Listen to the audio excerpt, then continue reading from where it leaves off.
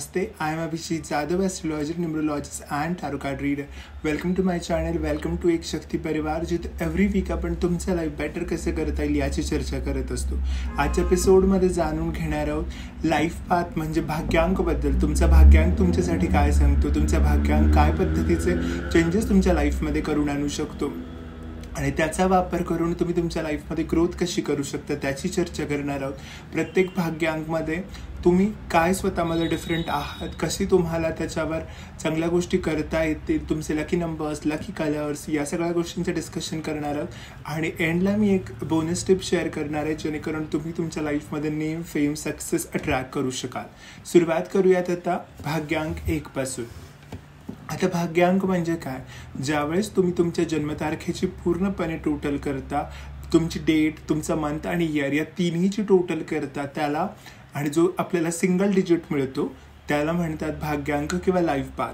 आता life path number किंवा भाग्यांक हे तुमच्यासाठी का महत्त्वाचे असतात, जसं तुमची डेट ऑफ बर्थ असतं तुमचा मूलांक आणि तुमच्या डेट ऑफ बर्थची पूर्ण टोटल असते, तुमच्या जन्मतारखेची पूर्ण टोटल म्हणजे असतो तुमचा भाग्यांक लाईफ पाथ नंबर.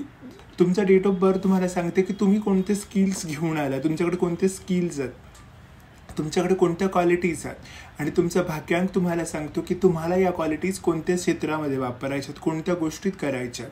तुम्हाला तुमचं स्किल वापरून तुम्हाला तुमच्या लाईफचा पर्पज कसा मिळवता येईल या गोष्टीच्या सगळ्या गोष्टी तुमचा भाग्यांक सांगत असतो. म्हणजे जसं की तुम्हाला एखाद्या ठिकाणी पोचायचं तर गाडी कोणती असली पाहिजे, ते तुमचा मूलांक आहे, आणि जिथं तुम्ही पोचणार आहात, जो तुमचा डेस्टिनेशन आहे, जिथं तुम्हाला जायचं आहे, तो तुमचा लाईफ पाथ म्हणजे भाग्यांक आहे. सुरुवात करूयात आता भाग्यांक 1 पासून. सपोज कुणाची जन्मतारीख 28 फेब्रुवारी 1955 आहे आणि जर तुम्ही याची पूर्ण टोटल केली तर तुम्हाला शेवटी 28 मिळेल, आणि 28ला परत तुम्ही केलं 2 + 8 1 0 येईल, म्हणजे 10 येईल. 1 + 0 = 1. अशा पद्धतीने भाग्यांक 1 झाला.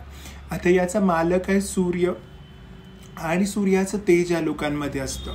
1 नंबर हा सगळ्यात सुरुवातीला असल्या कारणाने या लोकांना नेहमी आघाडीवर राहायला आवडतं, नेहमी चांगल्या गोष्टी करायला आवडतात, इनोव्हेटिव्ह गोष्टी करायला आवडतात. त्यांच्यामध्ये ते बॉर्न लीडर्स असतात, त्यांना लिडरशिप करायला आवडते, त्यांना आउट ऑफ द बॉक्स जाऊन विचार करायला आवडतं.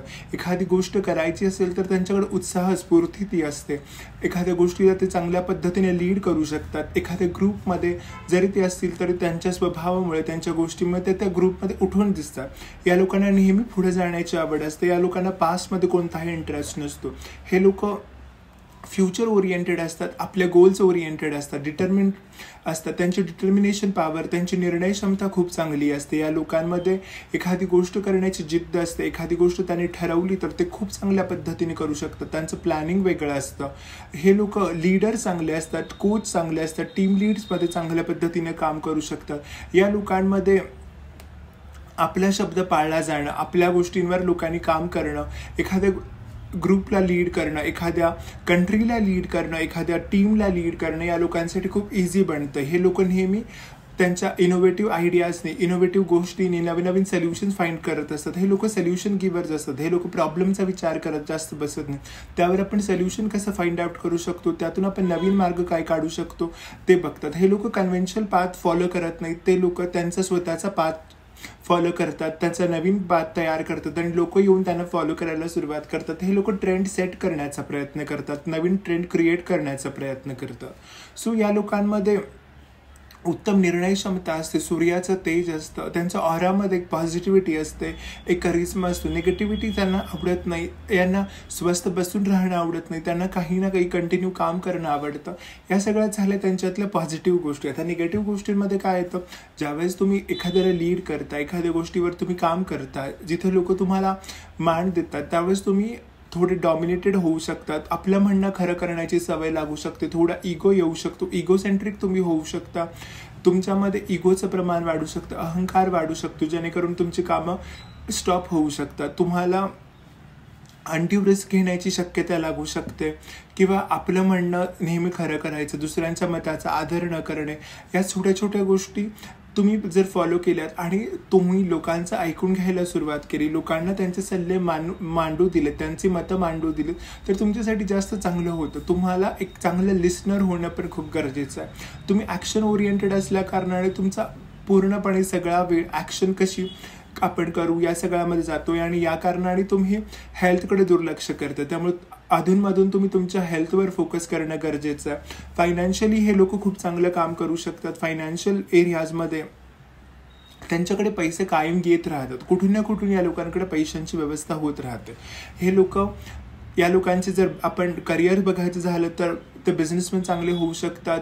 एखाद्या team lead, coach, administrative job, journalist, politicians, doctors, surgeons असे चांगल्या पद्धतीने काम करू शकतात. जिथं तुम्हाला स्वतःला लीड करता येईल, जिथं तुम्हाला तुमच्या बाजू व्यवस्थित मांडता येईल, तिथं तुम्हाला आउट ऑफ द बॉक्स जाऊन विचार करता येईल, तिथे तुम्हाला चांगल्या संधी मिळताना दिसतात, चांगल्या अपॉर्च्युनिटीज तुम्हाला असतात. त्यासाठी तुम्ही प्रयत्न केला पाहिजे. गव्हर्नमेंट जॉबमध्ये तुम्ही प्रयत्न केला पाहिजे. तुमचे फायनान्सेस तुमच्यासाठी चांगले असतात, चांगल्या गोष्टी तुमच्याबरोबर घडून येतात. पण ज्यावेळेस तुम्हाला तुमचे फायनान्सेसमध्ये डिसिजन घ्यायचं असतो त्यावेळेस तुम्ही एकतर्फी डिसिजन न घेता त्याच्यावर प्रॉपर ॲनालिसिस करून डिसिजन घेणं खूप गरजेचं पडतं. हेल्थच्या बाबतीत म्हणायचं झालं तर तुम्हाला ॲसिडिटीचा त्रास होणं, डोकेदुखी, मायग्रेन किंवा डोळ्यांचा नंबर वाचणं किंवा डोळ्यांच्या काही तक्रारी या सगळ्या गोष्टी असू शकतात. बोन्स रिलेटेड काही इश्यू असू शकतात. त्यामुळे त्याची तुम्ही काळजी घेणं जास्त गरजेचं आहे. नेक्स्ट आपण जर बघायचं झालं तर तुमचे लकी कलर्स बघायचे झाले तर light orange colour, light yellow colour, cream colour, white colour तुमच्यासाठी लकी ठरतात. लकी डेज म्हटलं तर संडे, थर्सडे तुमच्यासाठी लकी असतं. लकी नंबर्सचा विचार केला तर 1, 3, 5 हे 3 नंबर्स तुमच्यासाठी जास्त लकी ठरतात. त्याचा तुम्ही जास्तीत जास्त उपयोग केला पाहिजे. आता तुम्हाला तुमच्या लाईफमध्ये सक्सेस मिळवायचं आहे, सक्सेस अजून तुम्हाला आणायचं आहे, तुम्हाला वेल्थ, प्रॉस्पेरिटी, अबंडन्स जनरेट करायचे तर तुम्ही सूर्याची उपासना करणं खूप गरजेचं आहे. सूर्याच्या मंत्रांचा जप करणं तुमच्यासाठी खूप गरजेचं आहे. सूर्यनमस्कार करणं तुमच्यासाठी खूप गरजेचं आहे. हे सगळे उपाय जर तुम्ही करू शकलात तर तुमच्या लाईफमध्ये नक्की पॉझिटिव्हिटी येईल, प्रॉस्पेरिटी येईल.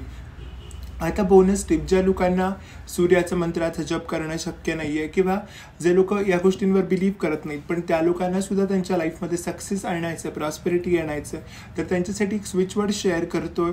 तो स्विचवर्ड असा आहे गोल्डन सनराईज. गोल्डन सनराईज या स्विचवर्डचा उपयोग तुम्ही दिवसातून रोज 45 वेळा किंवा 108 वेळा सकाळ संध्याकाळ असा करण्याचा प्रयत्न करा आणि बघा तुमच्या लाईफमध्ये कशी पॉझिटिव्हिटी येते. जे निगेटिव्ह वातावरण तयार झालेले असेल ते हळूहळू कमी येईल. तुमच्यामध्ये ती उत्साह, तो स्फूर्ती पुन्हा जाणवायला सुरुवात होईल आणि तुमच्यामध्ये सक्सेस मिळवण्याची ती कपॅसिटी पुन्हा जनरेट होईल. तुम्ही नवीन अपॉर्च्युनिटीसाठी तयार राहाल.